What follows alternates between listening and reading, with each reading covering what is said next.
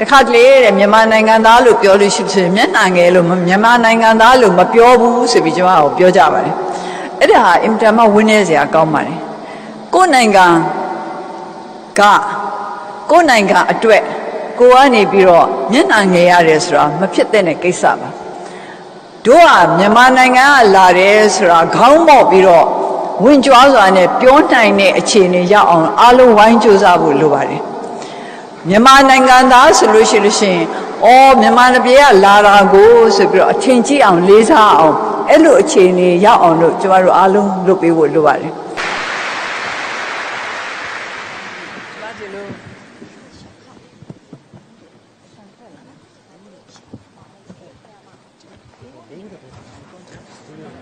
အတမ်းထွက်ဘူးလားမသိထွက်ပြီလားအခုလိုမြန်မာနိုင်ငံကနေပြီးတော့စင်ကာပူရောက်နေတဲ့ကျမတို့ရဲ့ဆွေမျိုးမိတ်ဆွေအားလုံးကိုတွေ့ရတဲ့အတွက်အင်တာမဝမ်းသာပါတယ်အထူးဖြင့်ကျမစင်ကာပူမှာဒီလိုတွေ့နိုင်တာကိုဝမ်းသာတာဘာဖြစ်လို့လဲဆိုတော့စင်ကာပူနိုင်ငံသူနိုင်ငံသားများဟာလွန်ခဲ့တဲ့ရွေးကောက်ပွဲမှာစင်ကာပူနိုင်ငံကိုရောက်နေတဲ့မြန်မာနိုင်ငံသူနိုင်ငံသားများဟာလွန်ခဲ့တဲ့ရွေးကောက်ပွဲတုန်းကနိုင်ငံသားများရဲ့တာဝန်ကိုသိရှိစွာနဲ့တက်တက်ကြွကြွပါဝင်တဲ့အတွက်အများကြီးကျေးဇူးတင်ပါတယ်လို့ပြောချင်လို့ဖြစ်ပါတယ်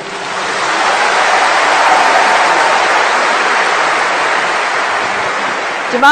ဘယ်နိုင်ငံရောက်ပေါ့နော်မြန်မာပြည်ကလာတဲ့ပြည်သူပြည်သားတွေနဲ့တွေ့ဖို့ကြိုးစားပါတယ်ဘာဖြစ်လို့လဲဆိုတော့ကျမတို့မြန်မာနိုင်ငံကထွက်လာတဲ့သူအားလုံးဟာကျမတို့ဆွေမျိုးရင်းချတွေပဲလို့ဒီလိုပဲစိတ်ထားမှထားပါတယ်အားလုံးဟာလည်းအခုအချိန်မှာမြန်မာနိုင်ငံသူနိုင်ငံသားတွေတော့မဟုတ်တော့ပါဘူးတခြားနိုင်ငံတွေနိုင်ငံသူနိုင်ငံသားခံထားတာတွေလည်းရှိပါတယ်ဒါပေမဲ့ကျမတို့မခွဲကြပါဘူးဒါအားလုံးမိသားစုတစုလဲလို့ပဲစိတ်ထဲမှာထားပါတယ်ဒါပေမဲ့နိုင်ငံသူနိုင်ငံသားများဖြစ်နေစေသူများဟာနိုင်ငံသူနိုင်ငံသားများရဲ့တာဝန်ကိုကျေပြွန်နေဆိုလို့ရှိရင်ကျမတို့အင်ပတာမအားရပါတယ်အင်ပတာမပဲကျမတို့ရဲ့အနာဂတ်အတွက်မျှော်လင့်ချက်ပြည့်တယ်လို့ယူဆပါတယ်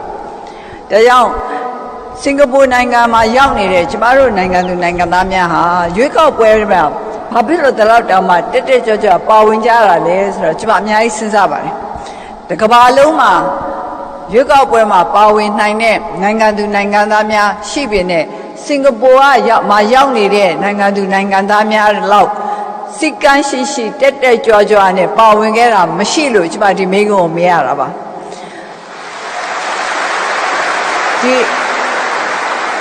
ဒီနိုင်ငံမှာဘာအတွေ့အကြုံတွေရခဲ့လို့ဒီလိုနိုင်ငံပေါ်မှာတာဝန်သိတဲ့စိတ်ဓာတ်တွေဖြစ်လာတာလဲဆိုတာကိုကျမစဉ်းစားတာပါကျမတို့နိုင်ငံသူနိုင်ငံသားများတာဝန်သိတဲ့စိတ်ရှိမှကျမတို့ရဲ့ပြည်ထောင်စုကြီးကိုအောင်မြင်နဲ့ထူထောင်နိုင်မှာဖြစ်ပါတယ်တကယ်တော့နိုင်ငံတနိုင်ငံရဲ့တယံဇာတဆိုတာဟာတကယ်နိုင်ငံတနိုင်ငံရဲ့ယတနာဆိုတာအဲ့ဒီနိုင်ငံကပြည်သူပြည်သားတွေပါပဲအခုစင်ကာပူနိုင်ငံကိုကြည့်လိုက်မယ်ဆိုရင်နိုင်ငံလေးဟာအင်တာမသေးပါတယ်လူမျိုးပေါင်းစုံနဲ့လှုပ်ထားတဲ့နိုင်ငံလေးဖြစ်ပါတယ်ဒါပေမဲ့ကမ္ဘာအလယ်မှာအင်တာမအလေးစားခံရတဲ့တိုးတက်နေတဲ့နိုင်ငံတစ်ခုဖြစ်ပါတယ်ကျမတို့နိုင်ငံဟာလည်းဒီလိုမတိုးတက်နိုင်စရာအကြောင်းမရှိပါဘူးဒါပေမဲ့တိုးတက်ဖို့အောင်မြင်ဖို့ဆိုတာဟာအဓိကအားဖြင့်တော့ကျမတို့ပြည်သူပြည်သားတွေရဲ့စိတ်ဓာတ်ပေါ်မှာမူတည်ပါတယ်မြန်မာနိုင်ငံဟာတယံဇာတာသဘာဝတယံဇာတာပစ္စည်းအင်တာမပေါ်ကျွယ်တယ်ဆိုပြီးတော့ချီးမွမ်းကြပါတယ်ဒါတော့ကျမအနေနဲ့တော့ချီးမွမ်းစရာကိစ္စမဟုတ်ဘူးလို့ပဲထင်ပါတယ်ဒါသဘာဝအရာဖြစ်လာတာပဲပထဝီအနေထားအရဖြစ်လာတဲ့ကိစ္စဖြစ်ပါတယ်ကိုယ့်ဘာကိုစူးစမ်းယူလို့ကိုယ့်ပြည်သူပြည်သားတွေအစွန်းအစနဲ့ဖြစ်လာတဲ့ယတနာတွေမဟုတ်ပါဘူး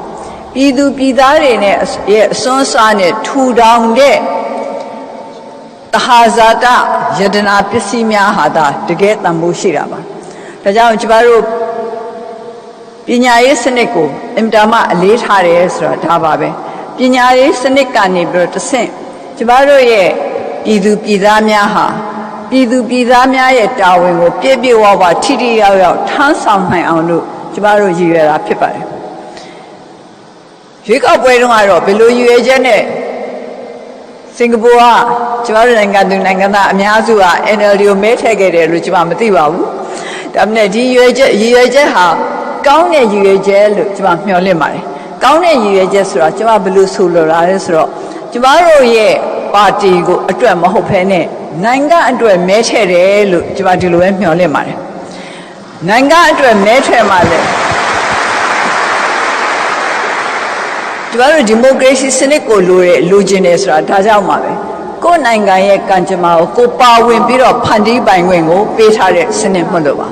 ကိုမဲလေးတမဲနဲ့ကိုယ်နိုင်ငံရဲ့ကံကြမ္မာကိုအပြောင်းလဲဖြစ်အောင်လို့လုပ်နိုင်ပါတယ်ဒီမဲတွေတမဲတွေအားလုံးစုလိုက်တော့မှအဲ့ဒီမဲတွေရဲ့အင်အားနဲ့ကိုလိုချင်တဲ့ပြောင်းလဲမှုဘက်ကိုဥတည်နိုင်တာပါအဲ့တော့အခုရွေးကောက်ပွဲကတော့ပြီးသွားပြီ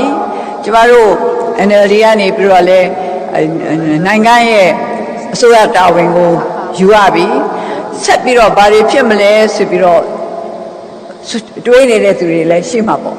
ကျမတို့အများပဲပြောပါတယ်မျှော်လင့်ချက်တွေကတော့အများကြီးပဲဒါပေမဲ့မျှော်လင့်ချက်ဆိုတာဟာအလုံးနဲ့စ조사မှုနဲ့ဝိရိယနဲ့မှပေါ်ထုတ်လို့ရမယ်ထိုင်ပြီးတော့မျှော်လင့်နေလို့မရဘူးမျှော်လင့်ရုံနဲ့မပြီးဘူးဆိုပြီးတော့ကျွန်တော်အများပဲပြောပါတယ်အဲ့တော့ကျမတို့အခုမြန်မာနိုင်ငံမှာ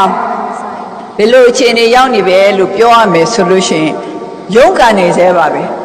ဒါနှစ်ပေါင်းများစွာဆယ်စုနှစ်ပေါင်းများစွာကအခြေခံအောင်လုပ်ခဲ့တဲ့စနစ်တစ်ခုပြောင်းဖို့ဆိုတာဟာနေချင်းညချင်းမဖြစ်နိုင်ပါဘူးဒါပေမဲ့ကျမတို့တာဝန်ယူပါတယ်ဒီရွေးကောက်ပွဲမှာဝင်ပြီးတော့ရှင်ပြိုင်ကြတဲ့ဒီနိုင်ငံရဲ့တာဝန်ကိုယူဖို့အဆင်သင့်ရှိလို့ရှင်ပြိုင်ခဲ့တာပါဒီတာဝန်လည်းယူထားတယ်ဒီတာဝန်ကိုလည်းကျမတို့မကြောက်ပါဘူးတာဝန်ကကြီးလေးတယ်ဆိုတာအစတည်းကသိပြီးသားပါလွယ်မယ်ထင်လို့ကျမတို့ဒီတာဝန်ယူတာမဟုတ်ပါဘူးဒါမလွယ်တဲ့တာဝန်ကိုထမ်းဆောင်တဲ့အခါမှာတော့ကျမတို့နိုင်ငံသူနိုင်ငံသားများအားလုံးရဲ့ပူးပေါင်းဆောင်ရွက်မှုဟာအင်မတန်မှအရေးကြီးပါတယ်အခုပထမကျမတို့အခု6လတည်းရောက်သွားပြီပေါ့နော်ဒီပထမ6လအတွင်းမှာဆိုရင်အဓိကကျမတို့ဦးစားပေးပြီးတော့လုပ်နေတာကိစ္စရင်းနှစ်ခုဖြစ်ပါတယ်တစ်ခုကတော့ပြည်တွင်းငြိမ်းချမ်းရေးနောက်တစ်ခုကတော့ကျမတို့ရဲ့ဖွံ့ဖြိုးတိုးတက်ရေးပါပဲဒီနှစ်ခုကဘယ်လိုမှခွဲခြားလို့မရပါဘူးငြိမ်းချမ်းရေးမရှိဘဲနဲ့တိုးတက်ရေးဆိုတာလည်းရေရှည်ကျမတို့ထိန်းထားလို့မရဘူးတိုးတက်မှုမရှိဘဲနဲ့လည်းငြိမ်းချမ်းရေးဆိုတာဟာအမြဲခိုင်မာမယ်လို့ကျမတို့အာမခံလို့မရဘူးဒါကြောင့်ဒီနှစ်ခုကိုကျမတို့အလေးထားပြီးတော့ဒီပြိုင်နဲ့တည်းလုပ်နေတာဖြစ်ပါတယ်အတိုင်းအတာတစ်ခုထိတော့ကျေနပ်တယ်ဒါပေမဲ့ဘယ်တော့မှကျမတို့ကတော့အပြည့်အဝကျေနပ်မှာမဟုတ်ပါဘူးအပြည့်အဝကျေနပ်ပြီဆိုလို့ရှိရင်ဝိရိယလျော့သွားမယ်ကြိုးစားမှုလျော့သွားမယ်ဒါကြောင့်မလို့ဘယ်တော့မှတော့ကျမတို့ကအပြည့်အဝကျေနပ်တယ်ဆိုတော့မရှိနိုင်ဘူးဆိုပေမဲ့လည်းကျမတို့စ조사ရတဲ့အတိုင်းအတာပေါ်မှာတော့ကျေနပ်ပါတယ်ကျမတို့စ조사ခဲ့တာအခု6လအတွင်းမှာတကယ်ကိုတတ်နိုင်မှကျမတို့စ조사ခဲ့ပါတယ်မလွယ်လည်းမလွယ်ပါဘူးပြည်သူပြည်သားတွေအများစုကတော့နားလည်မှုပေးပါတယ်ပြောင်းစရာတွေကအများကြီးရှိတယ်လှုပ်စရာတွေကအများကြီးရှိတယ်အားလုံးကိုနေရာကနေကိုတာဝန်ကိုကျေပြွန်အောင်လုပ်မယ်ဆိုလို့ရှိရင်အောင်မြင်နိုင်မယ်ဆိုတဲ့စိတ်ဓာတ်ရှိကြလို့ကျမအင်တာမှာအားတက်ပါတယ်ကျမတို့ရွေးကောက်ပွဲမတိုင်မီအောင်ဆိုလို့ရှိရင်အရင်5-6နှစ်လောက်တုန်းကပေါ့နော်ကျမတို့ပြည်သူပြည်သားတွေနဲ့တွေ့တဲ့အခါမှာစကားပြောတဲ့အခါမှာတချို့ကမေးကြတယ်ဒီမိုကရေစီဘယ်တော့ရမလဲတဲ့အဲ့တော့ကျမအမြဲပဲပြောတယ်ဒီမိုကရေစီဘယ်တော့ရမလဲဆိုတာသိကျင်နေကိုယ်တိုင်ဒီမိုကရေစီအတွက်ဘာလုပ်ပေးနေလဲဆိုတော့ပြန်မေးလိုက်ကိုလုပ်နေတဲ့အတိုင်းအတာအထိပဲမြန်ရမယ်လို့ကျမအမြဲဖြေခဲ့တယ်အဲ့တော့အခုဆိုလို့ရှိရင်ကျမတို့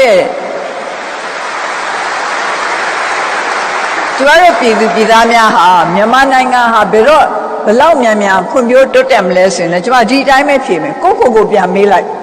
ငါနိုင်ငံတိုးတက်ရေးအတွက်ငါဘယ်လောက်ထိလုပ်နေလဲဆိုတာမေးပါအဲ့ဒီဘာမေးပြီးတော့မှအဖြေရှာပါတခြားလူတွေဘာလုပ်နေလဲလို့ကြည့်မဲ့စာကိုဘာလုပ်နေလဲဆိုတာကိုပထမဦးဆုံးကိုပြန်ကြည့်ဖို့လိုပါတယ်လို့ကျမသတိပေးပြရစီ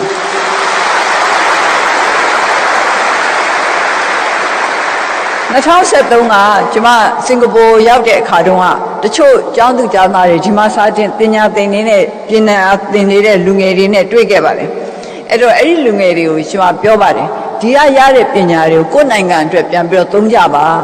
ပြန်ပြီးတော့ကူညီပေးကြပါလို့ပြောတဲ့အခါကျတော့တချို့ဒီမှာပညာသင်နေတဲ့လူငယ်များဟာမြန်မာနိုင်ငံမှာပြန်လာပြီးတော့မိမိတို့ရဲ့ပညာအားလုပ်အားတွေကိုနိုင်ငံအတွက်ယူခဲ့ပါတယ်ကျမအင်တာမကျေးဇူးတင်တယ်တူးချင်းရဲ့အင်အားဆိုတာအရေးကြီးပါတယ်စောစောကကျမပြောသလိုပေါ့နော်တူးချင်းရဲ့မဲဟာတစ်ချက်ချင်းအရေးကြီးသလိုကျမတို့ပြည်သူပြည်သားများရဲ့ အင်အားဟာတယောက်ချင်းအလိုက်ကိုအရေးကြီးပါတယ်လို့ကျွန်မပြောချင်ပါတယ်ဒါကြောင့်မလို့ကိုရှော့မတွက်ပါနဲ့ကိုယ့်ရဲ့အင်အားဟာကိုယ့်နိုင်ငံရဲ့အင်အားလို့အဲ့လိုပဲတွက်ပါကိုယ့်နိုင်ငံရဲ့အင်အားမလို့လေကိုယ့်ရဲ့အင်အားကိုတန်ဖိုးထားပါကိုယ့်ရဲ့အင်အားကိုပြုစုပြောထောင်ပါကိုမှန်ကန်တဲ့အရေးချင်းတွေနဲ့ပြည့်ဝအောင်လို့လုပ်ပါကိုတယောက်တည်းအတွက်မဟုတ်ဘူးကိုမိသားစုအတွက်မဟုတ်ဘူးကိုနိုင်ငံအတွက်လုပ်တယ်ဆိုစိတ်ဓာတ်နဲ့လုပ်စေချင်ပါတယ်ကျွန်တော်တို့ခုဒီလိုတညနေလေးအတွင်းမှာစူးစူးစီးစီးတွေ့လိုက်ရတယ်ဆိုလို့ရှိရင်ကျမတို့တွေဘယ်လောက်အားတက်ကြလဲဒီတော့ကျမတို့ဟာနိုင်ငံအတွက်ဒီဇိုင်းမအားလုံးစူးစူးစီးစီးနဲ့ရှိမယ်ဆိုလို့ရှိရင်ကျမတို့နိုင်ငံဟာတစ်ချိန်တစ်ခါတုန်းကလို့အရှိတောင်အာရှမှာရှမ်းတောက်ထိပ်တန်းကပြေးနေတဲ့နိုင်ငံဖြစ်မယ်ဆိုတာကျွန်မအာမခံနေပါတယ်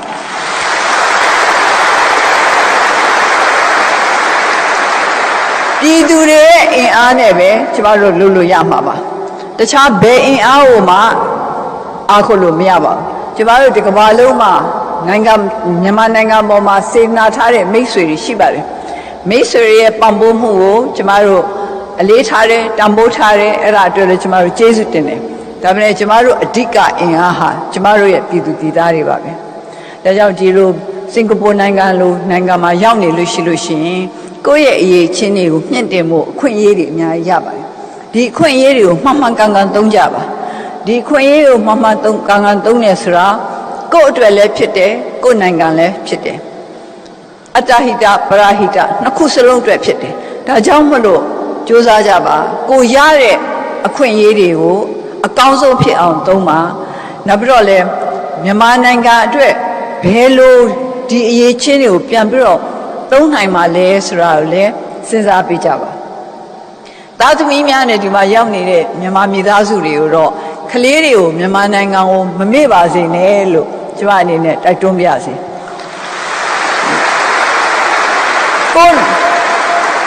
ကိုနိုင်ငံအတွက်ဂုဏ်ယူနိုင်တဲ့ကလေးတွေဖြစ်အောင်လို့လည်းပြုစုပြောထောင်ပေးပါကျမတို့နိုင်ငံမှာအခက်အခဲတွေအများကြီးရှိတယ်ရုပ်ပိုင်းဆိုင်ရာဘက်ကကြည့်ရင်ကျမတို့ကချမ်းသာတဲ့နိုင်ငံမဟုတ်ပါဘူးဒါပေမဲ့လည်းကျမတို့ဂုဏ်ယူစရာကိစ္စတွေအများကြီးရှိပါတယ်ကျမတို့သမိုင်းတစ်လျှောက်မှာဆိုလို့ရှိရင်ကျမတို့နိုင်ငံအတွက်ဂုဏ်ယူစရာကိစ္စတွေရှိတယ်တိတ်ပဲဂုဏ်ယူလို့မဖြစ်တဲ့ကိစ္စတွေရှိတယ်အမျိုးမျိုးပေါ့ဒါပေမဲ့လည်းကျမတို့အင်အားဖြစ်ပေးနိုင်တဲ့သမိုင်းကြောင်းလည်းရှိခဲ့ပါတယ်အဲ့ဒီအင်အားဖြစ်ပေးနိုင်တဲ့သမိုင်းကြောင်းကဘာလဲဆိုတော့ကျမတို့နိုင်ငံအတွင်းမှာပြည်သူပြည်သားတွေကညီညွတ်နဲ့လုပ်တဲ့အခါကြာလို့ရှိရင်ဘယ်တော့မှမအောင်မြင်ခဲ့တဲ့ကိစ္စဆိုတာမရှိခဲ့ပါဘူးလွတ်လပ်ရေးရဖို့ကြိုးစားခြင်းအစဉ်အခါကတုန်းကလည်းကျမတို့တိုင်းရင်းသားညီကိုမောင်နှမများအားလုံးစုပေါင်းပြီးတော့တညီတညွတ်တဲ့လွတ်လပ်ရေးအတွက်ကြိုးစားခဲ့လို့ကျမတို့ရခဲ့တာပါ။တမိုင်းတစ်လျှောက်မှာကျမတို့တကယ်ပဲတူတူလက်တွဲပြီးတော့ညီညွတ်နဲ့လုပ်တယ်ဆိုလို့ရှိရင်အောင်မြင်မှုကိုသာကျမတို့တွေ့ခဲ့ရပါတယ်။ဒါကြောင့်အခုလဲပို့ပြီးတော့ညီညွတ်ဖို့လိုတဲ့အချိန်ဆိုတာကိုသတိပြုစေချင်ပါတယ်။ရွေးကောက်ပွဲမှာတော့မဲထည့်ပြီးငါတို့တာဝန်တော့ပြီးပြီဆိုပြီးတော့မနှံ့နေပါနဲ့။အဲ့လိုလုပ်ဖို့ချိန်မရောက်သေးပါဘူး။အဲ့တော့မဲထည့်ပြီးလို့မဲထည့်ခဲ့ရကြိုးနှံ့အောင်လို့ထပ်လုပ်เสียရရှိပါသေးတယ်လို့သတိပေးပါရစေ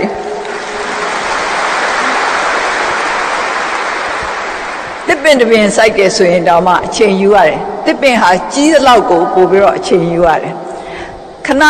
ကြာမဲ့အပင်လေးတစ်ခုကတော့တခဏနဲ့ကြီးထွားပေမဲ့တကယ်ကြီးထွားပြီးတော့အများကိုအရေးအာဝါသအသီးအပွင့်နေနဲ့အကျိုးပြုဖို့အပင်ကြီးပြုစုပြောထောင်မှုဆိုတာအင်တာမအချိန်ယူရပါတယ်ဒါပေမဲ့အချိန်ယူရဲဆိုတာဒီတိုင်းပြစ်ထားလို့လည်းမရဘူးရေလောင်းပေးရမယ်လိုအပ်လို့ရှိရင်ဘေးကမြေကြီးဆွပေးရမယ်ဘေးကနေပြီးတော့ဟိုစိတ်ကလေးတွေလာပြီးတော့မစားအောင်လို့ကာသိရင်ကာပေးရမယ်အမျိုးမျိုးပေါ့နော်ကာကွယ်ရမယ်စောင့်ရှောက်ရမယ်အားပေးရမယ်အဲ့ဒီလိုပဲကျမတို့ရဲ့နိုင်ငံတိုးတက်ဖို့ဆိုရင်အားလုံးကဝိုင်းပြီးတော့ရေလောင်းတတ်တဲ့လူကရေလောင်းရမယ်ခြံကာပေးဖို့နားလဲတဲ့လူကခြံလေးကာပေးရမယ်မြေဆွတတ်တဲ့လူကမြေဆွပေးရမယ်အားလုံးဟာကိုယ့်အလုပ်ကိုယ့်တာဝန်တွေကိုကိုယ့်အလှည့်နဲ့ကိုယ်အားလုံးလုပ်သွားဖို့လိုပါတယ်အဲ့ဒီဟာကိုဝိုင်းပြီးတော့ လုပ်ပေးကြပါလို့ကျွန်မမေတ္တာရပ်ခံချင်ပါတယ်ကျွန်တော်တို့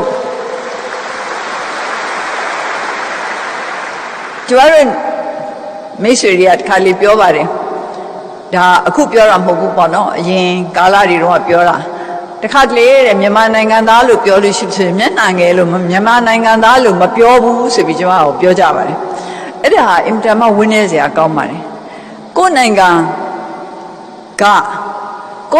အတွက်ကိုကနေပြီးတော့မျက်နှာငယ်ရတယ်ဆိုတာမဖြစ်တဲ့ကိစ္စပါတို့ကမြန်မာနိုင်ငံကလာတယ်ဆိုတာခေါင်းပေါက်ပြီးတော့ဝင်ကြွားစွာနဲ့ပြောနိုင်တဲ့အခြေအနေရောက်အောင်အားလုံးဝိုင်းကြိုးစားဖို့လိုပါတယ်မြန်မာနိုင်ငံသားဆိုလို့ရှိရင်မြန်မာပြည်ကလာတာကိုဆိုပြီးတော့အထင်ကြီးအောင်လေးစားအောင်အဲ့လိုအခြေအနေရောက်အောင်လို့ကျမတို့အားလုံးလုပ်ပေးဖို့လိုပါတယ်ကျမတို့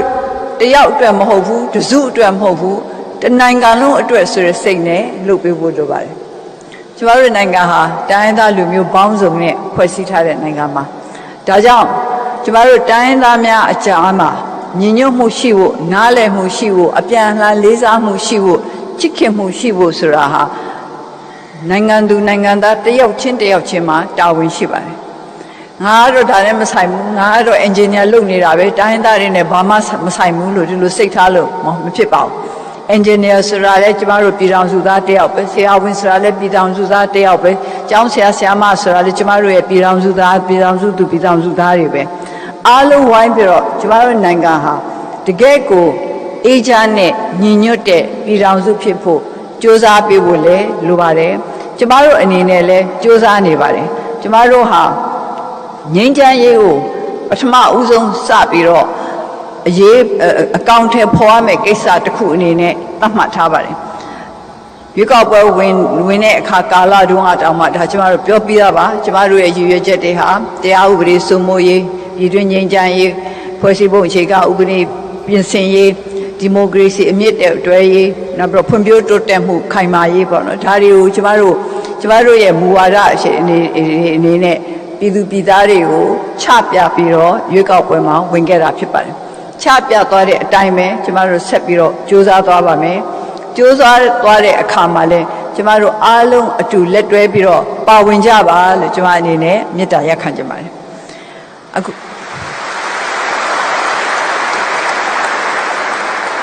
အခုမေးထားတဲ့မိကွန်းတွေကလည်းနည်းနည်းများတယ်ဆိုတော့မိကွန်းတွေအတွက်ပဲကျမအချိန်ပေးပါမယ်ပြီးမှညီကုန်းမှာတော့ကျမနှုတ်ဆက်စကားလေးပြောပါမယ်ကျေးဇူးတင်ပါတယ်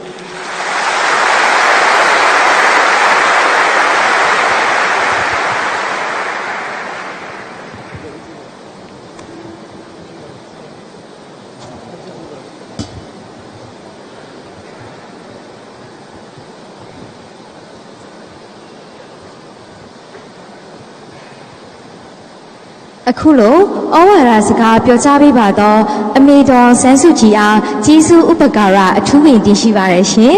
။အခုဆိုရင်တော့အမေဖြည့်အစီအစဉ်ပဲဖြစ်ပါတယ်။ဒီအမေဖြည့်အစီအစဉ်ကိုအစဉ်ပြေချောမွေ့စေဖို့အတွက်ကုညီပံပိုးပေးပါရန်မြန်မာကလပ်ဥက္ကဋ္ဌဆရာဒေါက်တာမြတ်မော်ထွန်းအားစင်မြင့်ပေါ်သို့ဖိတ်ခေါ်အပ်ပါတယ်ရှင်။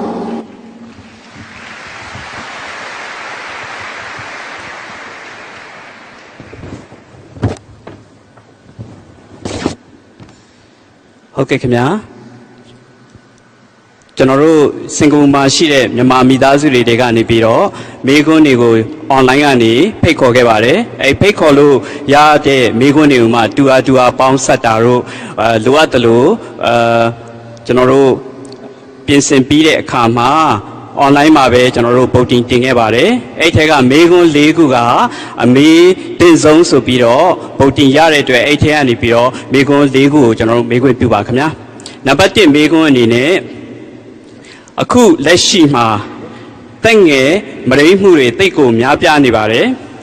နိုင်ငံမျိုးဆက်တစ်ကလေးတွေဖြစ်တဲ့ဒီကလေးတွေအတွက်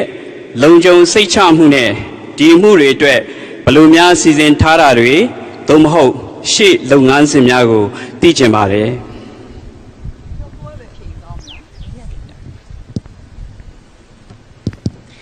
အဲ့ဒီကိစ္စဟာကျမတို့ဟာဥပဒေနဲ့ဆိုင်တဲ့ကိစ္စလည်းဖြစ်ပါတယ်လူမှုရေးနဲ့ဆိုင်တဲ့ကိစ္စလည်းဖြစ်ပါတယ်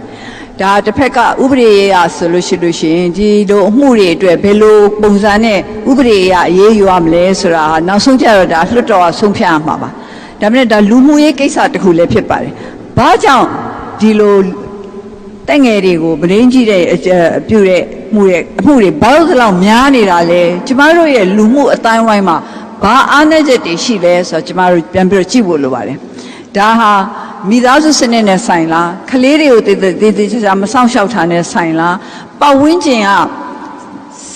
စိတ်ထားတွေကကြမ်းတမ်းလာတာလားကြမ်းတမ်းလာတာဆိုတာဘာကြောင့်လဲဥပမာမူရစေဝါကြောင့်ဖြစ်တာလားဒါမှမဟုတ်ဒီလိုအခုခေတ်မှာဆိုရင်အမြဲပဲကြည့်လို့ရတဲ့အမျိုးမျိုးဗီဒီယိုတွေပါကြည့်စာအုပ်တွေပါဖတ်ပြီးတော့စိတ်တွေကမငြိမ်သက်ဖြစ်လို့လားအဲ့ဒါကိုကျမတို့ကအကြောင်းရင်းကိုရှာရပါမယ်ပြဿနာတစ်ခုကိုဖြေရှင်းခြင်းလို့ရှိရင်ဘာကြောင့်ဒီပြဿနာပေါ်ထွက်လာတယ်ဆိုတာကိုကျမတို့ရှားမှာဖြစ်ပါတယ်အဲ့ဒါကိုကျမတို့လူမှုရေးဘက်ကနေပြီးတော့ကျမတို့ဒါကိုလေ့လာပါမယ်လေ့လာပြီးတော့ဘယ်လိုကျမတို့အဖက်ကနေပြီးတော့ခြေလှမ်းတင်လဲဆိုတာကိုဆုံးဖြတ်ပါမယ်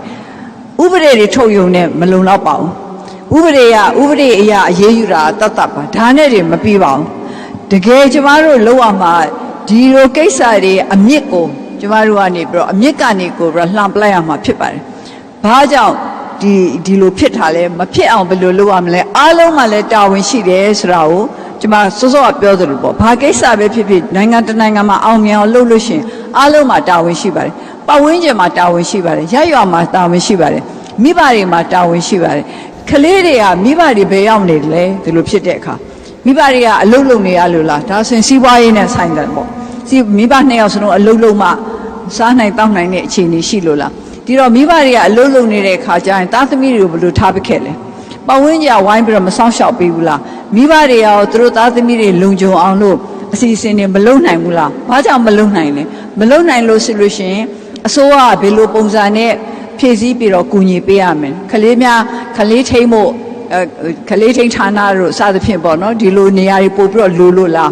ပတ်ဝန်းကျင်ကရောဂိမ်းမဆိုင်ဘူးလားဒါအမျိုးမျိုးကျမတို့စဉ်းစားမှာဖြစ်ပါတယ်အဲ့တော့အဖြေတစ်ခုတည်းမရှိပါဘူးတချို့ကတော့ဘာဖြေစေခြင်းလဲဆိုတော့ဒီလိုရာဇဝတ်မှုကျူးလွန်တဲ့သူတွေကိုအပြစ်ဒဏ်လေးကြီးမားမားကြီးပေးရမယ်ပေါ့နော်ဒါပဲပြောနေတယ်ဒါတစ်ခုတည်းနဲ့မလုံလောက်ပါဘူးဒါလည်းလိုအပ်တယ်လို့အပြစ်ဒဏ်ဟာကြီးတဲ့တော့ကြီးဖို့တော့လိုပါတယ်ဒီလူမှုရေးအရာဒီလိုကိစ္စတွေမဖြစ်ပေါ်အောင်ကတော့ကျမတို့အားလုံးကဝိုင်းပြီးတော့အဖြေရှားမှာဖြစ်ပါတယ်လို့ပြောပြရစီကျေးဇူး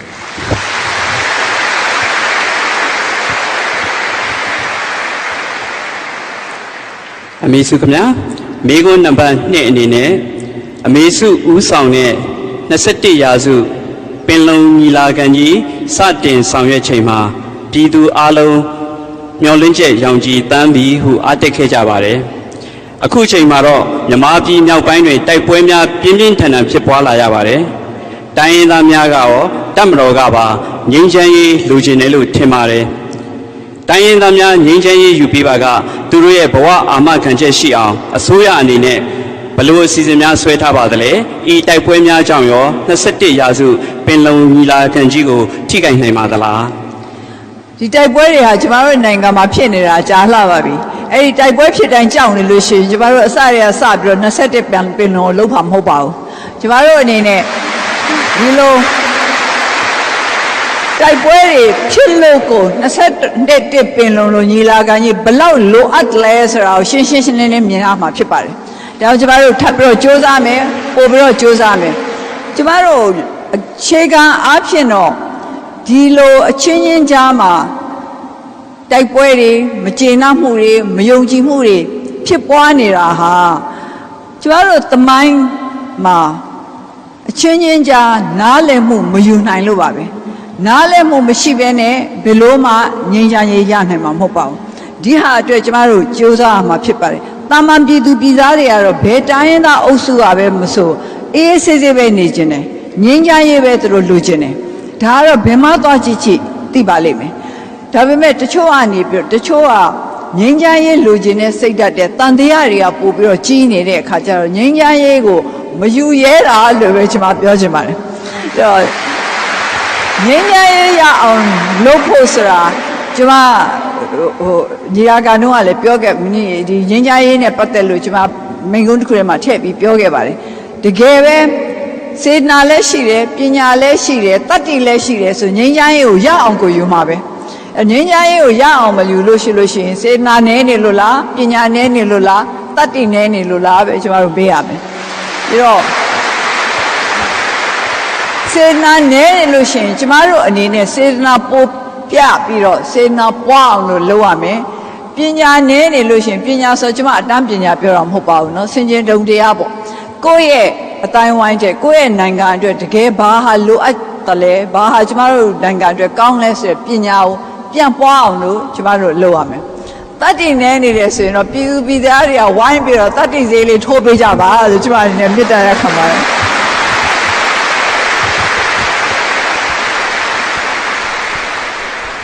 ဟုတ်ကဲ့မိခွန်းနံပါတ်3အနေနဲ့နိုဝင်ဘာ22ရက်နေ့ကထုတ်ပြန်လိုက်တော့ပြည်ပအလုပ်ကိုင်သွားမည်သူများအလုပ်သမား passport ဖြင့်သာထွက်ခွာခွင့်ပြုတော့မည်ဆိုတဲ့ကြေညာချက်အရ2019 January လမှစပြီး PV လို့ခေါ်တဲ့အလဲပတ် passport နဲ့ဆိုရင်အလုပ်လုပ်ဖို့ခွင့်မပြုဘူးဟုဆိုထားပါတယ်ပြည်ပရောက်အလုပ်သမားအများစုဟာ passport လောက်ကင်စဉ်ကလည်းပွဲစားများနဲ့သာလောက်ကင်ခဲ့ကြပြီးအဲ့ဒီပွဲစားတွေကလည်းလွယ်လွယ်နဲ့ရတဲ့ PV အလဲပတ် passport ကိုသာရှောက်ထားပေးခဲ့ကြပါတယ်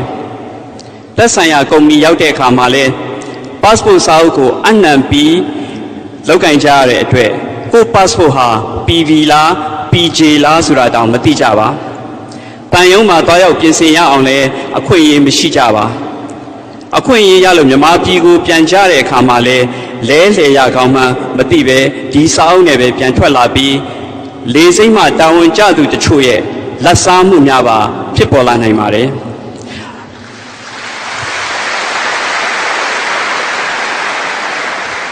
အရေးပေါ်ခွင့်10ရက်လောက်နဲ့ပြန်မဲ့သူတွေကလည်း passport လုပ်ချိန်အတွက်အချိန်မပေးနိုင်ကြပါ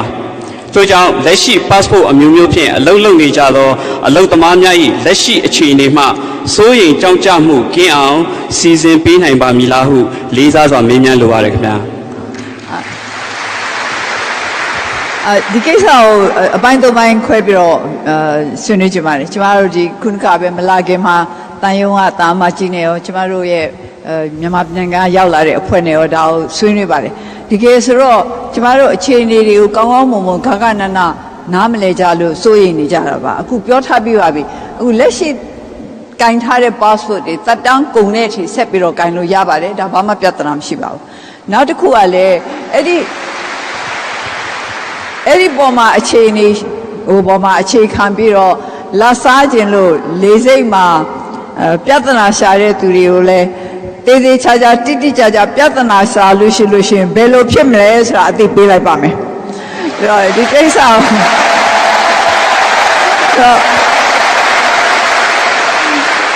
အဲ့ဒီကိစ္စကိုလည်းစိတ်မပူပါနဲ့နောက်တတိယအပိုင်းကတော့ဒါကတော့ agent တွေကိစ္စပါကျမတို့ရဲ့နိုင်ငံသူနိုင်ငံသားတွေဒီလိုပြည်ပမှာအလုပ်လုပ်တဲ့အခါမှာဒီ agent တွေကြားတဲ့ကနေတဆင့်လှုပ်ထားတွေအများကြီးရှိပါတယ်အဲ့ဒီဘက်မှာလည်းကျမတို့ရဲ့ပြည်သူပြည်သားတွေနည်းနည်းမတော်မတရားလှုပ်ထားခံရတာတွေရှိပါတယ်အဲဒါကြောင့်မလို့ဒီ agent တွေကိစ္စကိုလည်း PPCC ကင်တွယ်ရမယ်ဆိုတာလည်းကျမတို့သဘောပေါက်ပါတယ်အဲ့ဒီဟာကိုလည်းကြည့်ပြီးတော့လုပ်ပါမယ်လို့ပြောပြရစီ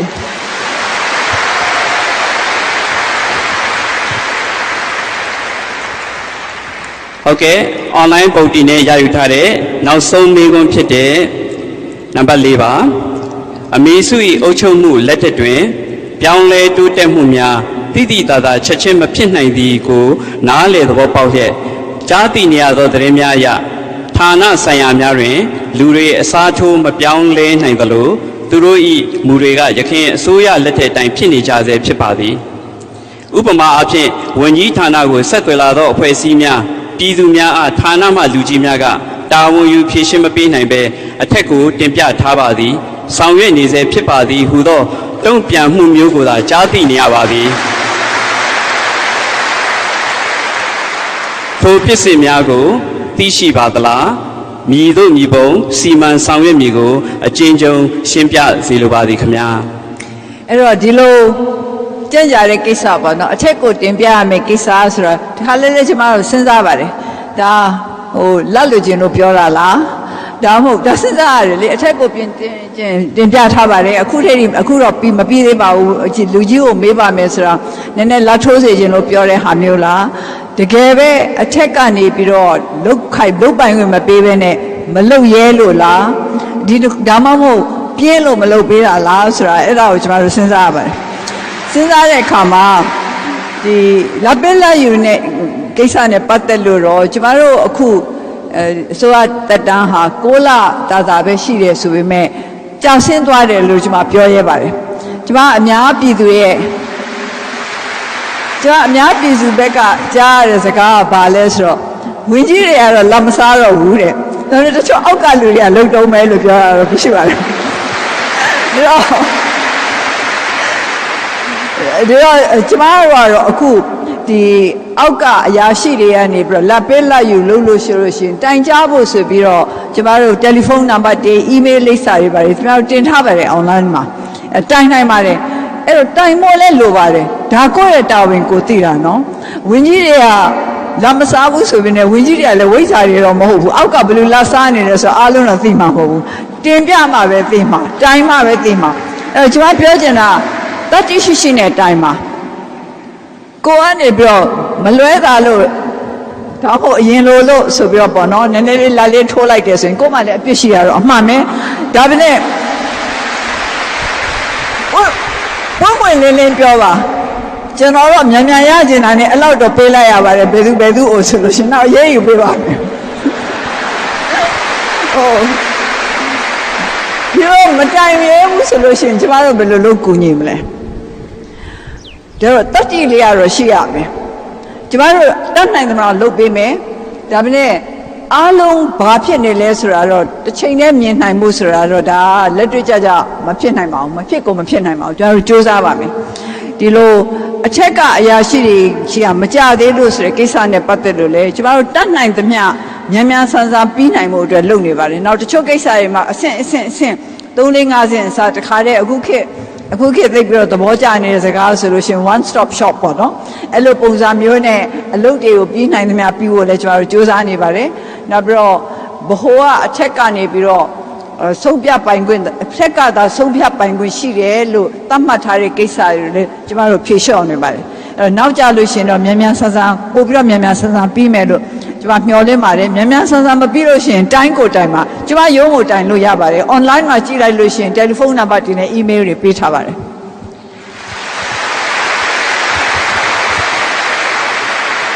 ဟုတ်ကဲ့မေတောင်ဆန်းစုကြည်ခင်ဗျာကျွန်တော်တို့ online ကနေပြီးတော့ရွေးချယ်ထားတဲ့မိကုန်း၄ခုပြီးတဲ့အခါမှာအချိန်ကလည်းဆက်လက်ပြီးကြန့်ရှိနေသေးတဲ့အတွက်ဒီနေ့လူထုတွေ့ဆုံပွဲကြီးတက်ရောက်လာတဲ့စင်ကာပူရောက်မြန်မာမိသားစုကနေပြီးတော့ရေးသားပြီးတော့မေးထားတဲ့မိကုန်းတွေတဲကနေပြီးတော့ဖြေချပေးဖို့ပန်ကြားအပ်ပါတယ်ခင်ဗျာ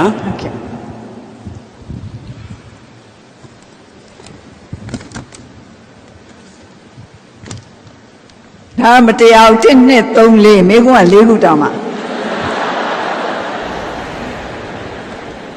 နဲ့လက်ကြည့်လိုက်အောင်မယ်အန်တီစရုနေဖြင့်မြန်မာသည်နောင်နှစ်20အတွင်းစင်ကာပူမှီရမည်လို့ပြောကြသည့်အတွက်များစွာအားရမိပါသည်တဲ့ကျွန်တော်တို့ပြည်သူပြည်သားများအနေဖြင့်မြည်သည့်အခန်းကဏ္ဍမှာပါဝင်နိုင်မည်ကိုသိခွင့်ရကြပါသည်ခင်ဗျာတဲ့ကျွန်မပြောတာနှစ်20အတွင်းစင်ကာပူကိုမှီရမည်လို့ပြောတာမဟုတ်ပါဘူးစင်ကာပူကိုကြော်ရမည်လို့ပြောတာပါ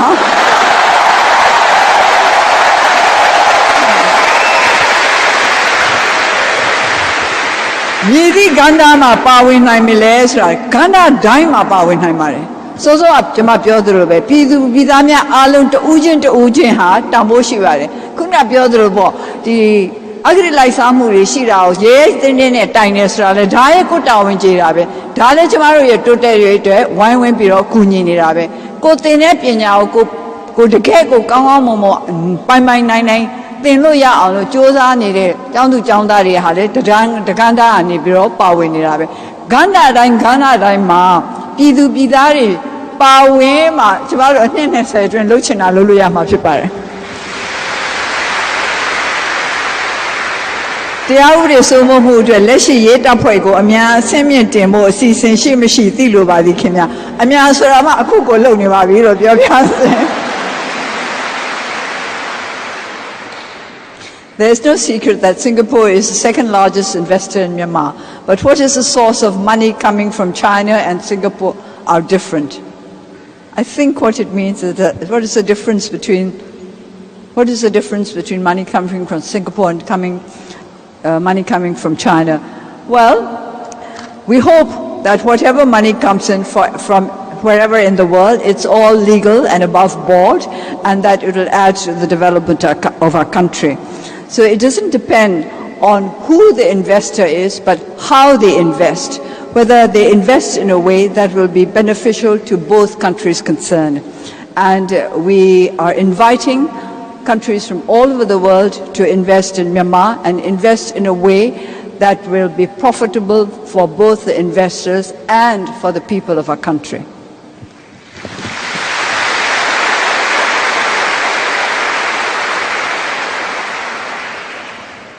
Dear me, General Alu Asuade, Yinsaniade, Kekedri, Etegama, Lukjam Pandida, Tado, Kekedri, Good, and Mintuinia Bade, General Alu, and me Usam de Asuya now, my Taukamu, Pien, Shibare, Dajan General Mijindaga, Base Hind with TB, Doka Pini, de Dure, Luya Apo, Mibelu Mimbale. Duro. အောင်မြင်နိုင်ပါသလားတဲ့သားတို့ဘာတွေပြင်ဆင်ထားရပါမလဲတဲ့အမေကိုချစ်တဲ့ကျွန်တော်တို့ပြည်သူတွေစိတ်မပူရအောင်လို့အမေလက်ရှိရပ်တည်ချက်နဲ့ခံယူချက်သဘောထားကိုသားတို့သိကျင်ပါတယ်အမေတဲ့အမေကိုချစ်တဲ့အသက်8နှစ်တဲ့1996ကလေးကထောက်ခံခဲ့တဲ့ဗမာသားကောင်းတဲ့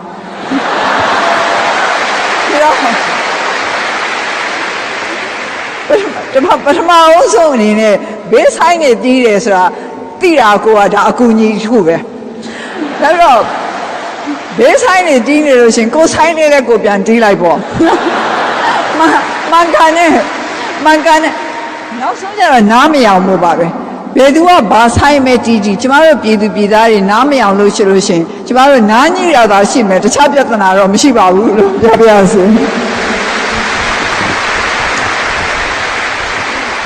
တခုတော့ရှိတယ်ပေါ့နော်ဘယ်အစိုးရမှဘယ်သူမှအမှားမရှိဘူးဆိုတာမရှိပါဘူးအဲ့တော့အမေတို့အစိုးရအနေနဲ့ပြည်ဝင်သင့်တာတွေရှိလို့ရှင်လဲရဲဝံ့ဝင့်နဲ့စေနာပြေဝနဲ့အကြံပြုကြပါလို့လည်းဒီမေတ္တာရပ်ခံချင်ပါတယ်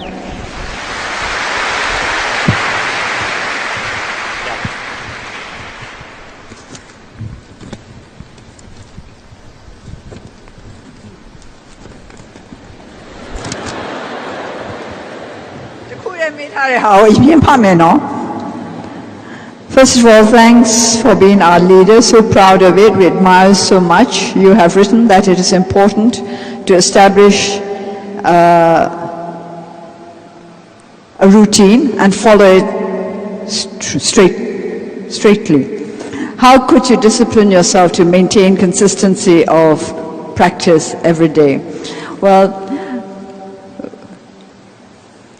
Mamario Mamalu Yezi Jene.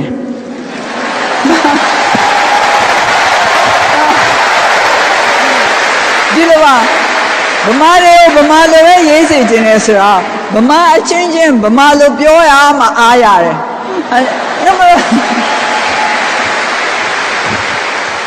You know, ကျမအနေနဲ့ဒီလိုကျမကိုမေးတာလဲကျမလက်ခံပါတယ်ကျေးဇူးတင်ပါတယ်ဒါပေမဲ့ကျမတို့ဗမာအချင်းချင်းပဲဗမာလိုပဲပြောကြစို့ဒီမှာကျမပြောခဲ့တယ်ပေါ့နော်စီကံရှိရှိနဲ့စနစ်တကျလုပ်ဖို့လိုတယ်အဲ့လိုလုပ်တဲ့အခါမှာလို့အဲ့လိုလုပ်မှပဲအောင်မြင်နိုင်မယ်ဆိုတော့ပြောတာပါဘယ်လိုလုပ်ဒီလိုစီကံရှိအောင်လုပ်ရမလဲဆိုစီကံဆိုတာဟာကိုယ့်ဘာကိုလုပ်ယူရတဲ့ကိစ္စပဲကိုထိန်းတာပေါ့နော်နောက်ဆုံးကျတော့ကိုအလိုမလိုက်တာပေါ့သူတို့အပြောတစ်ခုရှိပါတယ်အလုပ်တစ်ခုဟာအလေးအကျင့်ဖြစ်လာတယ်အလေးအကျင့်တစ်ခုဟာကိုယ့်ရဲ့သဘာဝဖြစ်လာတယ်ပေါ့အဲဒါကြောင့်မလို့အလုပ်လုပ်တိုင်းတော့စူးစမ်းရမှာပဲဆိုတော့မနေ့စောမထကြဘူးဒါတော့မနေ့စောမထလို့ရှိရင်အလုပ်နောက်ကျမယ်ထားရမှာပဲနှိုးဆက်ဆိုတာရှိတယ်မလားနှိုးဆက်ကိုအားကိုပေါ့ပြီးတော့အဲ့လိုကိုနီးမျိုးနဲ့စီကံရှိအောင်လုပ်ယူရမှာပဲအလွယ်နဲ့တော့မဖြစ်ဘူးလောကကြီးမှာလေတန်ဖိုးရှိတဲ့ကိစ္စကိုဘယ်တော့မှလွယ်နဲ့မရဘူး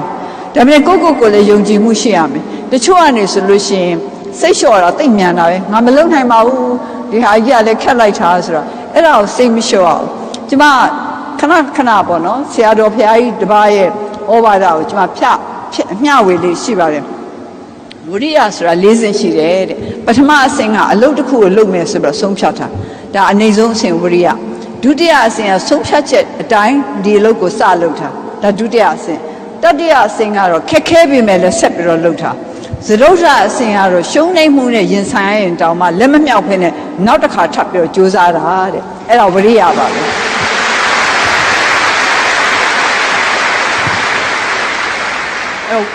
ဝိရိယနဲ့ကြိုးစားကြပါဆိုကျမဒီနေ့အားပေးပြစေကြိုးစားလို့ရှိရင်ဖြစ်နိုင်ပါတယ်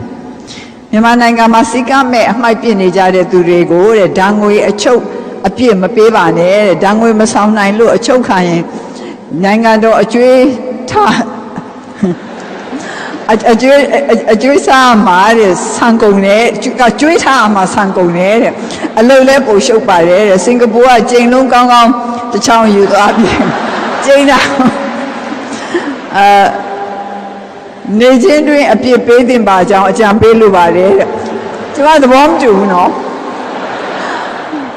ကျမကနေပြီးတော့ဓာငွေရိုက်တယ်ဆိုတာဟာအခုအချိန်မှာဓာငွေအများကြီးရိုက်ထားတဲ့ကလေးဘဝတွေကဒါတွေကစအောင်မှာ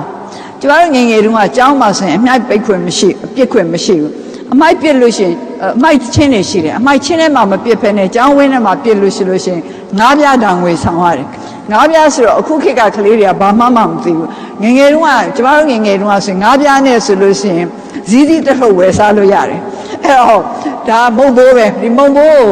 မဆုံးရှုံးကျင်တဲ့ခါကျတော့ကျမတို့အမိုက်ပုံးထဲမှာပြစ်တဲ့အလေးကျင့်ဟာခဏလေးနဲ့ဖြစ်လာတယ်အဲ့တော့ကလေးဘဝတွေကစပြီးတော့ကျမတို့ရဲ့နိုင်ငံသူနိုင်ငံသားတွေကိုကျမတို့လေ့ကျင့်ပေးရမယ်နောက်ပြီးတော့အားလုံးကလေကိုယ့်ရဲ့ပတ်ဝန်းကျင်ကိုတန်တန်ရှင်းရှင်းထားနိုင်တာကိုဂုဏ်ယူရမယ်မိဘတွေကိုယ်တိုင်ကအမိုက်ချင်းထဲမှာအမိုက်ပစ်တဲ့အလေးကျင့်မရှိရင်ကလေးတွေကပဲလုပ်ဒီအလေးကျင့်ကိုရနိုင်မယ်ဒါပေမဲ့ကျောင်းတွေကသင်ပေးနိုင်တယ်ကျောင်းတွေကသင်ပေးရင်တခါကလေးတွေကမိဘတွေကိုပြန်သင်ရတယ်ဖေမေအမိုက်မပစ်ပါနဲ့ကျောင်းမှာဆရာမကမပြအောင်လို့ပြောတယ်အခုခေတ်ကတော့ငါးပြားကတော့ဘာမှမမှုတော့ပါဘူးကလေးတွေကငါးပြားဖိုင်တိုင်းပြီးဆိုင်မှာမဟုတ်ဘူးဒါပေမဲ့ငါးကြက်တောင်ပေးရတယ်ဆိုရင်လည်းဆိုင်ရင်တော့ဆိုင်မှာပေါ့အဲ့တော့ဓာငွေဆိုတာဟာပြည်သူတွေကိုဆင်းရဲအောင်လုပ်ဖို့လည်းမဟုတ်ဘူးထောင်ထဲရောက်အောင်လုပ်ဖို့လည်းမဟုတ်ဘူးကလေးတွေအစ်စ်မှာတော့အလေးအကျင့်တစ်ခုကောင်းဖြစ်အောင်လို့တော့ဒါအကြောင်းတွေပေါ်မှာမူတည်ပြီးတော့လှုပ်ထားရင်တော့လှုပ်ရမှာပဲကြွားကျိန်လုံးဝယ်တဲ့ကိစ္စတော့မလုပ်ဘူးလို့ဆုံးဖြတ်ပြီးပါပြီ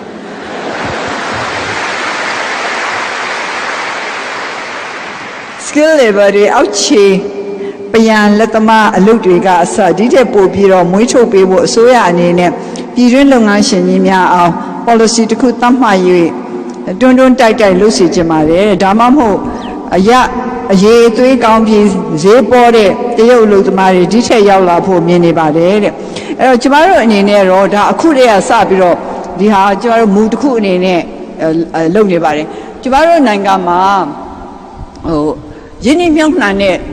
စီးပွားရေးလုပ်ငန်းတွေကိုအဓိကအားဖြင့်ကျမတို့ရဲ့အလုပ်သမားတွေအရေးချင်းဖြစ်မြင့်တင်ရေးကိုလည်းထားစေချင်ပါတယ်ထားဖို့လည်းကျမတို့ဒါအမြဲပဲတိုက်တွန်းပါတယ်အဲ့ဒီလိုဖြစ်နိုင်မယ်အဲ့လိုလုပ်ပေးနိုင်မယ်စီးပွားရေးလုပ်ငန်းတွေကိုလည်းကျမတို့ဦးစားပေးမှာဖြစ်ပါတယ်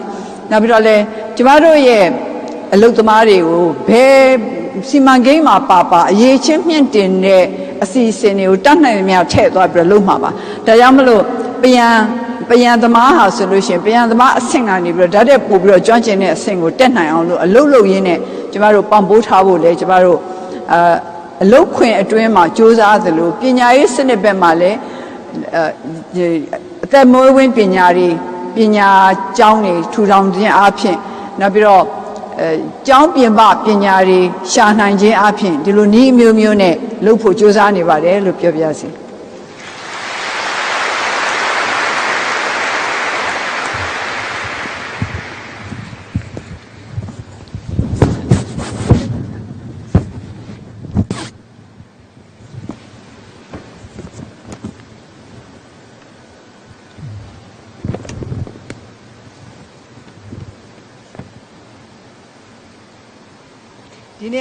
ဒီနေ့အထိပြောတဲ့ပွဲကိုတက်ခွင့်ရတာကျွန်တော်အတွက် အခွင့်ကောင်းတစ်ခုပါတဲ့အရင်လဲဝန်တာမိပါတယ်ကျွန်တော်ရဲ့မိကွန်းကကျွန်တော်တို့တိုင်းပြည်ရဲ့တိုးတက်မှုကိုနှောက်ယှက်စေတဲ့အကြောင်းရင်းအထက်မှာနေစားမလုံခြုံမှုကလည်းပါဝင်နေတယ်လို့ထင်ပါတယ်ဒါကြောင့်အဲ့ဒီကိစ္စကိုအန်တီအနေနဲ့လက်ရှိအနေထားပေါ်မူတည်ပြီးဘယ်လိုဆောင်ရွက်သင့်တယ်လို့ထင်ပါတယ်တဲ့နေစားလုံခြုံမှုဆိုတာဟာနေစားကျမတို့နေစားကြီးအကြီးကြီးပဲနော်နောက်ပြီးတော့ကျမ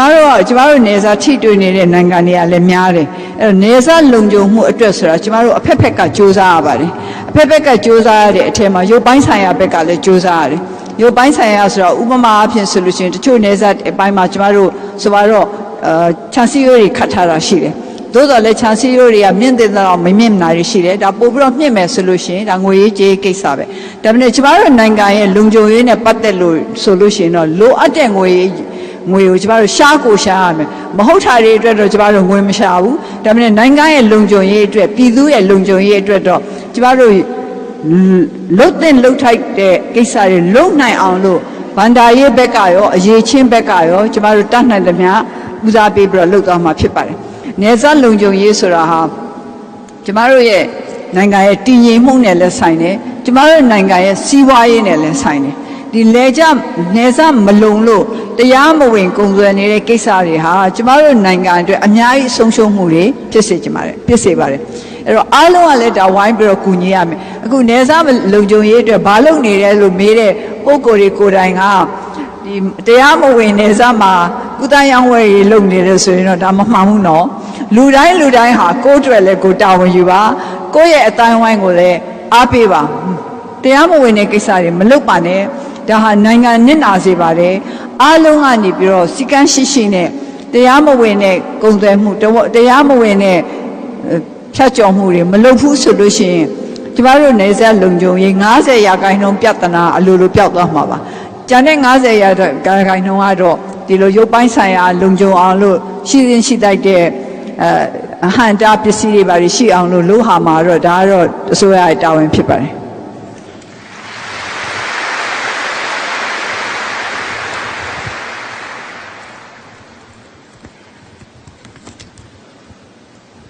မိခင်များတဲ့အစိုးရအဖွဲ့အုပ်ချုပ်ရေးရန်တရားအားကျုပ်အုပ်ချုပ်ရေးဘာလဲမသိအားနဲ့တဲ့နေတာနဲ့ပတ်သက်ပြီးတဲ့ဝန်ထမ်းအကြီးအကဲများဤမပြောင်းလဲသေးသောလက်ပေးလိုက်ယူခြင်းတာဝန်မယူခြင်းတာဝန်မခံခြင်းကိစ္စအရာကိုတဲ့အများဆုံးပြည်ပြင်ဖို့ပြည်သူအားလုံးကမျှော်လင့်နေကြပါသဖြင့်နဲ့အထူးသဖြင့်အငြိမ်းစားပေး၍အပြစ်ပေးအနာပေးရန်အစီအစဉ်ကိုတဲ့ဘယ်နဲ့ဘယ်ကာလလောက်ကြာမှဆောင်ရွက်ပေးနိုင်ပါမည်လဲတဲ့ဆိုတဲ့ကိစ္စလေးသိချင်ပါတယ်တဲ့အကြံကောင်းများလေးလည်းအကြံကောင်းများလည်းပေးနိုင်ပါကြောင်းတင်ပြအပ်ပါတယ်အကြံကောင်းပေးနိုင်နေဆိုရင်ဘာလို့ဒီမေးကိုမေးနေလဲအကြံကောင်းလေးမပို့ပေးရပေါ့စောစောကကျွန်မပြောသလိုပေါ့ဒီလက်ပေးလိုက်ယူမရှိစေချင်ဘူးဆိုရင်အားလုံးကဝိုင်းပြီးလုပ်ရမယ်ပထမအဖြစ်ကိုယ်တိုင်ကလက်ပေးလိုက်ယူမလုပ်ရဘူးနောက်ပြီးတော့အကယ်လုံးမိလို့ရှိရင်လည်းတတိရှိနဲ့ပုံမွင့်လင်းနဲ့တင်ပြပါဒီလိုတော့ကျွန်မလုံးမိပါတယ်ဒီလိုလုပ်ရတဲ့အကြောင်းရင်းကလည်းဒီဝန်ထမ်းကဘယ်လိုလုပ်လို့ပါဆိုပြီးတော့ဒီလိုပြောရဲတဲ့တတိကတော့ရှိရမယ်ကျမကလေဖြုတ်ထုတ်တတ်တော့သိပြီးဝါသနာမပါဘူးလူတိုင်းဟာကိုပြုပြင်နိုင်မှုအခွင့်အရေးတော့ရရမယ်ဟုတ်ဆက်နှစ်ပေါင်းများစွာအကြောင်းကြောင့်ပျက်စီးခဲ့ရတဲ့အကျင့်စာရိတ္တာတွေကိုနေချင်းညချင်းမပြုပြင်နိုင်ကောင်းလားဆိုပြီးတော့အပြစ်ပေးတာတော့လေသိပြီးတော့နားလည်မှုခေါင်းပါတယ်လို့ပဲကျွန်မပြောချင်ပါတယ်ဒါကြောင့်ကျွန်မတို့အခွင့်အရေးကျွန်မတို့ပေးမယ်ပြုပြင်ပိုင်ခွင့်ပေးရမယ်နောက်ပြီးတော့ကျွန်တော်တို့တရားဥပဒေရဲ့မူရဆိုလို့ရှိရင်လူတယောက်ဟာအပြစ်ရှိတယ်ဆိုတာဟာခိုင်လုံတဲ့တက်သေးတာတကမရှိသေးအပြစ်မရှိဘူးလို့သတ်မှတ်ရမယ်ဒါကတော့တရားဥပဒေအရပေါ့နော်နောက်တစ်ဆင့်သွားမယ်ဆိုလို့ရှိရင်အပြစ်ရှိတဲ့လူကိုတောင်မှပြုပြင်ပိုင်ခွင့်တော့ပေးရမယ်ဒါကျမတို့အချင်းချင်းတွေပဲကျမအစတွေကပြောတယ်ဒီရွေးကောက်ပွဲမတိုင်မီတွေကပြောပါတယ်ကျမတို့အစိုးရဖြစ်လာလို့ရှိရင်အမျိုးသားရင်ကြားစေရေးကိုဥတည်တဲ့အစိုးရပဲဖြစ်မယ်အဲ့ဒီလိုပဲဖြစ်စေရမယ်အမျိုးသားရင်ကြားစေရေးဆိုတာဟာတိုက်ခိုက်နေတဲ့ လက်နက်ကင်အဖွဲ့တွေနဲ့တည်းမကဘူးအချင်းချင်းကြားမှာစိတ်ဝန်းကွဲနေတဲ့အင်အားစုတွေကြားမှာတည်းမကဘူးကျမတို့ပြည်သူတွေအချင်းချင်းကြားမှာလည်းအမျိုးသားရင်ကြားစေရရှိဖို့လိုပါတယ်ဒါကြောင့်ကျမတို့အာဃာတကိုရှေ့ထားပြီးတော့အလုံးမလုပ်ပါဘူးစီမင်းစည်းကမ်းဥပဒေအရကျမတို့လုပ်ပါမယ်တတ်နိုင်တဲ့လောက်ကျမတို့ဥပဒေပေါင်းတွင်ရနေပြီးတော့အခွင့်အရေးတွေပေးမယ်ခွင့်လွှတ်တဲ့နာကိုခွင့်လွှတ်မယ်ဒါပေမဲ့အတိုင်းအတာမဲ့တော့မဟုတ်ပါဘူးစီးဆိုတာတော့ရှိတာပဲစီးပေါင်းတစ်ခုကြော်သွားလို့ရှိရင်တော့ဥပဒေစီမင်းစည်းကမ်းအရအရေးယူပါမယ်လို့ကျွန်မပြောပြစေ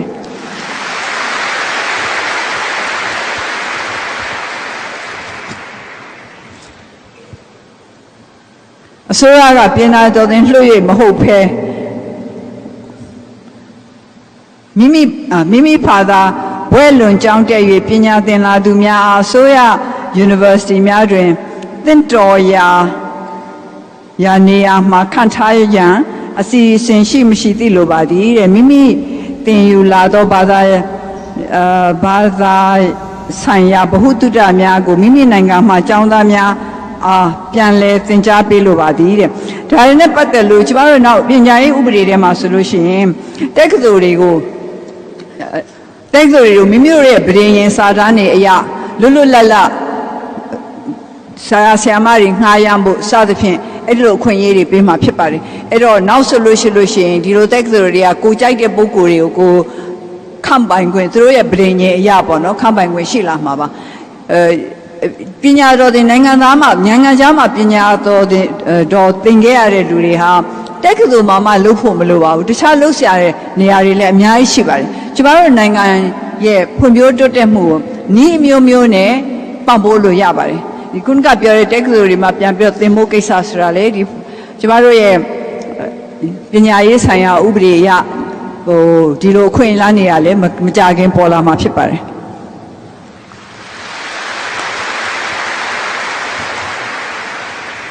ပြန်ကြားရေးဝန်ကြီးဌာနသည်ပြည်တွင်းပြည်ပမီဒီယာများ၏ဆွဆွဲချက်များနှင့်ပတ်သက်၍တုံ့ပြန်ပြောဆိုသတင်းထုတ်ပြန်ရန်မရှိသလောက်သို့အရန်အားနေပါသည်တဲ့အဆိုပါကိစ္စနှင့်ပတ်သက်၍ပြောင်းလဲမှုသို့မဟုတ်ပုံမကောင်းမွန်သောတုံ့ပြန်ရန်အစီအစဉ်ရှိမရှိသိလိုပါသည်တဲ့အပြောင်းအရွှေ့လုပ်ပေးတင်ပါသည်တဲ့အဲ့ဒါအပြောင်းအရွှေ့နဲ့မဆိုင်ဘူးအပြောင်းအလဲနဲ့ဆိုင်တယ်ကျမတို့ရဲ့ပြန်ကြားရေးဌာနမှာအားနည်းချက်တွေရှိတယ်ဆိုတာလည်းကျမတို့သိပါတယ်အဲ့တော့ဒီအားနည်းချက်တွေကိုလည်းကျမတို့ကင်တွယ်နေတာကြာပါပြီနောက်တစ်ခုကကျမတို့ပြန်ကြားရေးနဲ့ပတ်သက်လို့ဆိုလို့ရှိရင်ကျမတို့ရဲ့ပြန်ကြားရေးဌာနတွေမကောက်တနိုင်ငံလုံးမှာအားနည်းချက်တစ်ခုကဘာလဲဆိုတော့အခုကျမတို့ပြည်သူပြည်သားတွေထဲမှာဆိုလို့ရှိရင်အင်္ဂလိပ်ဘာသာကိုကျွမ်းကျင်တဲ့လူတွေအင်တာမှနည်းနေပါတယ်အဲ့တော့တကဘာလုံးနဲ့ဒန်းတူညီတူရင်ပေါင်တန်းပြီးတော့ပြန်ကြားရေးဘက်မှာအားရှိဖို့ဆိုတာတော့အင်္ဂလိပ်ဘာသာတော့ကျမတို့မှာကျွမ်းကျင်ဖို့လိုပါတယ်ဒါကြောင့်အခုစင်ကာပူမှာရောက်နေတဲ့အင်္ဂလိပ်ဘာသာကျွမ်းကျင်တဲ့သူတွေအနေနဲ့ပြန်ကြားရေးကိုကူညီကျင်ကြားလို့ရှိရင်ပြောရပါလို့